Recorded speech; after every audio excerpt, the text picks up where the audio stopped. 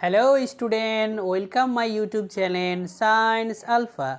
Iqbal sir, আজকে আমি তোমাদের সামনে যে হাজির হয়েছি নতুন টপিক নিয়ে, অর্থাৎ ক্লাস 11-এর ফার্স্ট সেমিস্টার তো সবারই কমপ্লিট হয়ে গেছে আশা করি। ফার্স্ট সেমিস্টারে আমি কিছু ম্যারাথন ক্লাস দিয়েছিলাম, আশা করি অনেকেরই ভালো লেগেছে। সেগুলো দেখে অনেকটা কনসেপ্ট ক্লিয়ার হয়েছে, ততটা ভালো করে ভিডিও করতে পারিনি।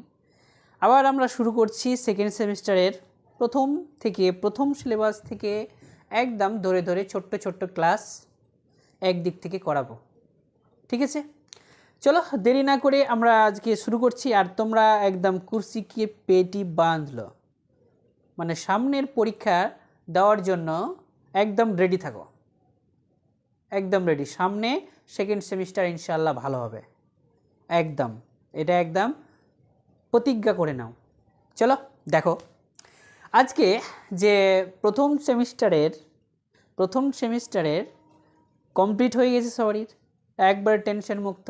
কিন্তু এখন সেকেন্ড সেমিস্টারের জন্য ডিটেলস করে পড়তে হবে, কারণ এখানে আর ওই এমসিকিউ পরীক্ষা থাকবে না, এখানে ডিটেলস পরীক্ষায় হাতে লিখে আসতে হবে। অর্থাৎ আমাদের এখন ভালো করে প্র্যাকটিস করতে হবে থিওরিগুলো। চলো আজকে আমার এই ক্লাস 11-এর সেকেন্ড সেমিস্টারের প্রথম ক্লাস, আশা করি তোমাদের ভালো লাগবে, ঠিক আছে?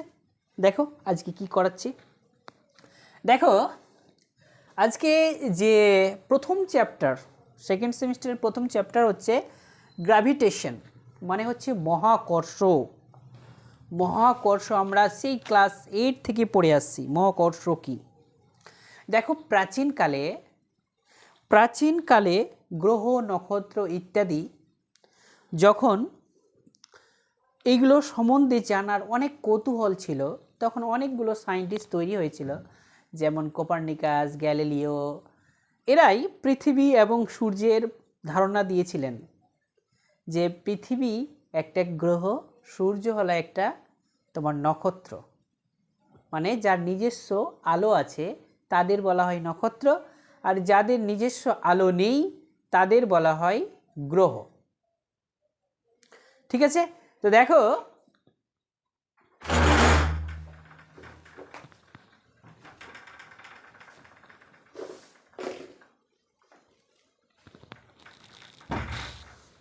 দেখো তো আমি আজকে যেটা আলোচনা করব, প্রথমে হচ্ছে মহাকর্ষের সূচনা, তারপরে দ্বিতীয় হচ্ছে মহাকর্ষ কী এবং তার বৈশিষ্ট্য, তৃতীয় হচ্ছে নিউটনের মহাকর্ষের সূত্র, চতুর্থ হচ্ছে মহাকর্ষীয় ধ্রুবক এবং তার মাত্রা এবং মান, পঞ্চম নম্বরে যেটা আলোচনা করব সেটা হচ্ছে নিউটনের মহাকর্ষের সূত্রের ভেক্টর রূপ।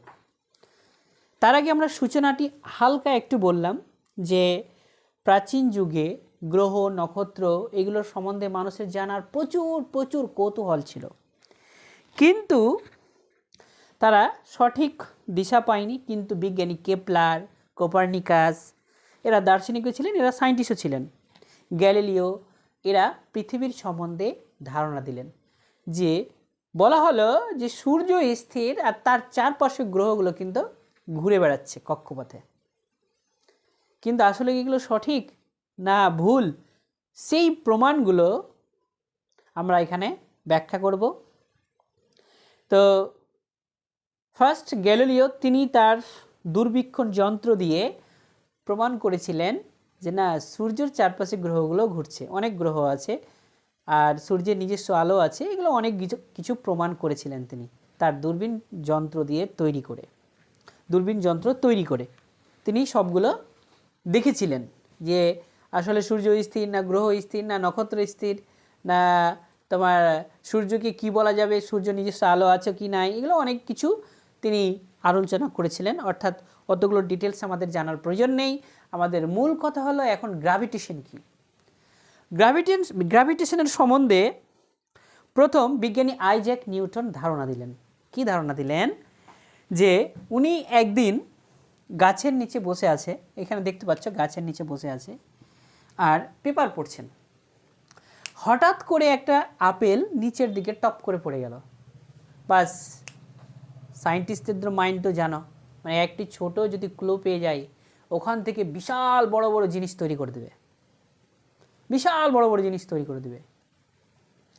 এবার এখান থেকেই তিনি ধারণা দিলেন কি এই আপেলটা তো নিচের দিকে আসলো, কিন্তু তো এটা তো উপর দিকে যেতে পারতো, হয় উপর দিকে কেন গেল না?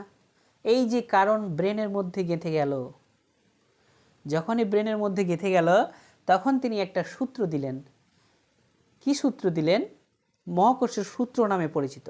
তার আগে বলছে যে এই মহাবিশ্বে মানে গ্যালাক্সিতে যে কোনো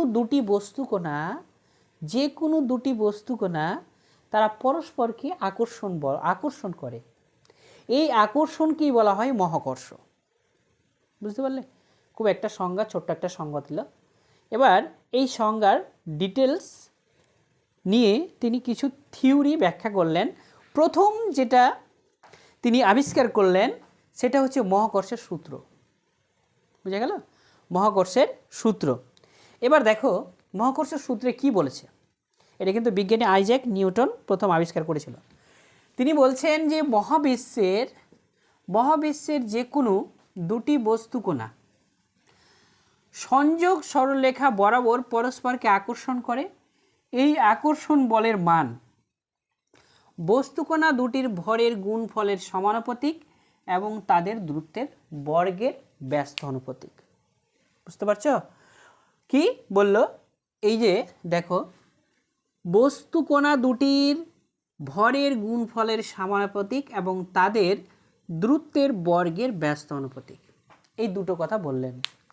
তার মানে ধরে নাও যে এখানে একটা m1 ভরের বস্তু আছে, এখানে একটা m2 ভরের বস্তু আছে। এদের মধ্যে দুটো বস্তুর দূরত্ব যদি r হয়, r এর জায়গায় কেউ x লিখতে পারে, কেউ d লিখতে পারে, কেউ আবার y লিখতে পারে, কেউ আবার z ইত্যাদি, যে কোনো মানে ডিস্ট্যান্স বুঝালেই হলো। ডিস্ট্যান্স বুঝালেই আমি ওই সংখ্যাটাকে বসাতে পারি। কেউ আবার এসও লিখতে পারে। ঠিক আছে? প্রথম কথা বললো কি যে বলের সঙ্গে যে বল কোনো বস্তুকে নিচের দিকে টানছে পৃথিবী বা যে কোনো গ্রহের ক্ষেত্রে হোক, এই বলের সঙ্গে বস্তু কণা দুটির ভরের গুণফলের সমানুপাতিক এবং তাদের দূরত্বের বর্গের ব্যস্ত অনুপাতিক। এবার টোটাল যদি আমরা ক্যালকুলেশন করি তাহলে এফ ভ্যালু জিএস আমরা লিখতে পারি m1 m2 by R square, অর্থাৎ এফ ইজকল টু আমরা লিখতে পারি G into m1 m2 by R square.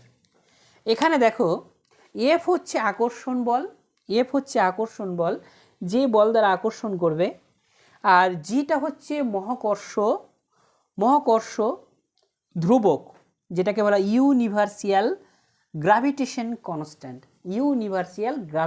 Constant. তৃতীয় দেখো m1 m2, m1 হচ্ছে প্রথম বস্তুর ভর, m2 হচ্ছে দ্বিতীয় বস্তুর ভর, আর হচ্ছে বস্তু দুটির মধ্যে দূরত্ব। ঠিক আছে? তাহলে আমরা ফাইনালি যে মহাকর্ষের সূত্রের যে আইজ্যাক নিউটন যে সূত্র দিল তার গাণিতিক রূপ হচ্ছে F is equal to G into m1 m2 by R square. এবার দেখো তাহলে এখানে মহাকর্ষীয় ধ্রুবক কোনটাকে বলবো? জি কে মহাকর্ষীয় ধ্রুবক বলবো। তারপরে দেখো এবার দেখো তাহলে আমরা কি লিখতে পারি? এখানে আমরা লিখতে পারি যে জি মানে F equal to G into m1 m2 by R square বা ডি স্কোয়ার ইকুয়াল টু, দেখো মানে কোনো যদি গুণ করি আমরা তাহলে F R square equal to G m1 m2। ঠিক আছে? ইকুয়াল টু জি সমান আমরা লিখতে পারি F R square divided by m1 m2। তাহলে ফাইনাল গ্র্যাভিটেশনাল কনস্ট্যান্ট যেটা ইউনিভার্সাল কনস্ট্যান্ট, সেটার আমরা একটা রূপ পেয়ে গেলাম। এবার দেখো এর আমরা বলেছি কি একক, মাত্রা এবং মান নির্ণয় করব। ঠিক আছে? তো প্রথমে দেখো এর যদি আমরা একক বের করি তাহলে এসআই পদ্ধতিতে যদি আমরা জি এর একক বের করি তাহলে আমাকে এখানে এফ এর একক নিউটন হয়ে যাবে, তারপরে মিটার স্কোয়ার হয়ে যাবে, তারপরে দুটো ভর আছে, তারপরে কেজি স্কোয়ার হয়ে যাবে। বোঝা গেল কি গেল না বলো? তাহলে দেখো তাহলে জি এর এসআই একক কী হয়ে গেল? Newton metre square per KG square. যদি আমরা সিজিএস পদ্ধতিতে নিই সিজিএস পদ্ধতিতে নিই তাহলে জি এর একক হয়ে যাবে ডাইন ডাইন সেন্টিমিটার স্কোয়ার পার গ্রাম স্কোয়ার। ঠিক আছে, আরেকটা পদ্ধতি আছে যেটা হচ্ছে এফপিএস পদ্ধতি। এফপিএস পদ্ধতি, এফপিএস পদ্ধতিতে কী হতে পারে, তাহলে আরেকটা পদ্ধতি হচ্ছে এফপিএস। এই পদ্ধতিতে জি এর মান কী হতে পারে, দেখো এই পদ্ধতিতে জি এর মান যেটা হবে তোমার যেটা থাকবে ফুট, মানে হচ্ছে pound, pound POUNDAL poundal into feet, feet square per তোমার পার যেটা হবে সেটা হচ্ছে তোমার পাউন্ড আইবি তার স্কোয়ার। একটা হলো তোমার প্রথমটা হচ্ছে তোমার পাউন্ডাল, তারপরে হচ্ছে পাউন্ড, এটা হচ্ছে পাউন্ডাল আর এটা হচ্ছে পাউন্ড। তাহলে পাউন্ডাল ফিট স্কোয়ার তারপর হচ্ছে পাউন্ড স্কোয়ার। তাহলে এই তিনটা আমরা কি পেয়ে গেলাম, একক পেয়ে গেলাম। এবার এই পদ্ধতিতে জি এর মান কত, এই পদ্ধতিতে জি এর মান দেখো যেটা হচ্ছে সিজিএস পদ্ধতি 6.67 ইন্টু 10 মাইনাস 11 একক তো হয়ে যাবে newton metre square per KG square. তারপরে দেখো এটা হয়ে যাবে যেটা 6.67 ইন্টু 10⁻⁻8 ডাইন হবে সেন্টিমিটার স্কোয়ার হবে আর গ্রাম স্কোয়ার হবে। এই পদ্ধতিতে কি মান হতে পারে, এই পদ্ধতিতে যে মান হবে সেটা হয়ে যাবে তোমার 1 মোটামুটি কত হবে দেখো 1.07 ইন্টু 10⁻⁹ পাউন্ড POUNDAL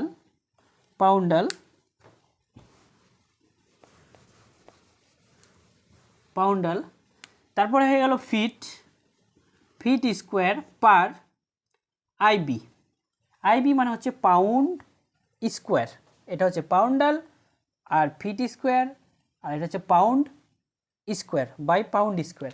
এই তিনটা মান তোমাদের মনে রাখতে হবে, খুবই ইম্পর্টেন্ট। এইটা এই তিনটা মান খুবই ইম্পর্টেন্ট, ভেরি ভেরি ইম্পর্টেন্ট। তাহলে আমরা কি পেয়ে গেলাম, একক পেয়ে গেলাম, মান পেয়ে গেলাম। এবার আমাদের পালা হচ্ছে মাত্রা বের করা। যদি মাত্রা বের করতে হয় তাহলে জি এর মাত্রা বের করব, তাহলে আমাকে এফ এর মাত্রা এখানে লিখতে হবে ইন্টু আর এর মাত্রা লিখতে হবে আর স্কোয়ারের মাত্রা ডিভাইডেড বাই এখানে M1 ইন্টু M2 এর মাত্রা লিখতে হবে। ঠিক আছে, ইকুয়াল টু দেখো এফ এর মাত্রা হচ্ছে MLT⁻², আর এর মান হচ্ছে L স্কোয়ার ডিভাইডেড এম এর মাত্রা হচ্ছে M ইন্টু M, তো একটা M চলে গেল, তাহলে ফাইনালি যেটা থাকলো M ইনভার্স L⁻³ T⁻²। তাহলে আমরা জি এর মাত্রা পেয়ে গেলাম কত, M ইনভার্স L⁻³ T⁻²। এবার সবচেয়ে ইম্পর্টেন্ট হচ্ছে এটা একবারে ভিভিআই ভেক্টর রূপ, ভিভিআই পরীক্ষায় এটা আসবেই। ঠিক আছে, তো যারা নোট করবে তারা নোট করে নাও, হ্যাঁ, অথবা স্ক্রিনশট নিয়ে নাও। এরপরে দেখো, এরপরে আমরা করব কি, তোমার নিউটনের মহাকর্ষের সূত্রের ভেক্টর রূপ, নিউটনের মহাকর্ষের সূত্রের ভেক্টর রূপ। ভেক্টর রূপটা কী হতে পারে দেখো, একটা ওয়াই অক্ষ আছে, এটা হচ্ছে এক্স অক্ষ, এটা ওয়াই অক্ষ, এটা হচ্ছে জেড অক্ষ। এখানে আমি একটা M1 ভরের বস্তু রেখেছি, এখানে M2 ভরের বস্তু রেখেছি, এখান থেকে নিয়ে এইটুকুর দূরত্ব R1, এখান থেকে নিয়ে এইটুকুর দূরত্ব R1, এইটুকুর দূরত্ব হচ্ছে R2। এবার দেখো এই বস্তুটা এইদিকে একটা বল ক্রিয়েট হবে আর এই বস্তুটা এইদিকে একটা বল ক্রিয়েট হবে। তো মনে করলাম এই M1 M2-র উপরে যদি বল ক্রিয়েট হয় তাহলে F12 যখন দূরত্ব হবে R12, এবার M2 যদি F2-এর উপর বল প্রয়োগ করে, মানে M2 যদি M1 এর ওপর বল ক্রিয়েট করে, তাহলে এখানে আমরা লিখতে পারি F21 vector is equal two তোমার r21 ভেক্টর দূরত্বটা। ঠিক আছে, তাহলে নিউটনের দেখো আমরা এখান থেকে করতে পারি এখন যে m1 বস্তুটি m2 এর ওপর প্রযুক্ত অভিকর্য বল বা বল, অর্থাৎ F12 ভেক্টর সমান সমান আমরা করতে পারি g into m1 m2 divided by r12 square into r12 cap. Cap কেন হলো? কারণ এইটুকু হচ্ছে মান আর এইটুকু হচ্ছে অভিমুখ, কারণ আমি ভেক্টর রূপ লাগিয়েছি। যেমন এখানে দেখো যদি r ভেক্টরের মান বের করি তাহলে r ইন্টু r ক্যাপ করতে হয়, তেমনি r12 ভেক্টর যদি করি তাহলে এখানে r12 ইন্টু r12 ক্যাপ। তাহলে এখান থেকে আমরা করতে পারবো যেটা r12 ক্যাপ সমান সমান r12 vector divided by r12। বুঝা গেল কি গেল না বলো? আবার দেখো এটুকু খুব ইম্পর্টেন্ট, এইটুকু মনে রাখতে হবে। আরেকটা দেখো এখানে r21 ভেক্টর সমান সমান r21 ইন্টু r21 ক্যাপ, অর্থাৎ এখান থেকে করতে পারি r21 ক্যাপ সমান সমান r21 vector divided by r21। 21 কেন হবে? হ্যাঁ 21 আর এখানে হয়ে যাবে 21। ঠিক আছে, এবার দেখো এটা তো m1 বস্তুটি m2 এর ওপর প্রযুক্ত বল, তাহলে এখানে দেখো ক্যাপের মান যদি আমরা এখানে বসাই তাহলে g ইন্টু হয়ে যাবে m1 m2 divided by r12 square into r12 vector divided by r12 equal to finally যেটা পাবো g into m1 m2 divided by r12 cube into r12 vector. ঠিক আছে, এরপরে দেখো এখন তাহলে m2 বস্তুটি যদি m1 এর ওপর প্রযুক্ত বল অর্থাৎ F21 vector is equal to g into m1 m2 divided by r21 square into r21 cap. এবার এখানে ক্যাপের মান আমরা লিখে রেখেছি, ক্যাপের মান এখানে বসিয়ে দেবো, তাহলে g into m1 m2 divided by r21 into r21 vector divided by r21 equal to আমরা করতে পারি F12 ভেক্টর 12 নয় 21 ভেক্টর ইকুয়াল টু দেখো এখানে হয়ে যাবে g into m1 m2 divided by r21 cube, এখানে স্কোয়ার হবে ইন্টু r21 ভেক্টর। ঠিক আছে, এটা হয়ে গেল কি নিউটনের মহাকর্ষীয় সূত্রের ভেক্টর রূপ। আমরা কটা রূপ পেলাম? এখানে একটা পেলাম, এখানে 1 2 ভেক্টর, এই দুটো হয়ে গেল তোমার মহাকর্ষীয় সূত্রের ভেক্টর রূপ। ঠিক আছে, তাহলে আজকে ক্লাসটা এখান থেকে অফ করছি, আর পারলে আমার চ্যানেলটা শেয়ার করে দিও আর সাবস্ক্রাইব করে দিও। এরপরে আবার দ্বিতীয় পার্ট নিয়ে হাজির হব, এটা part number 1। Have a nice day, ভালো থাকো, গুড নাইট।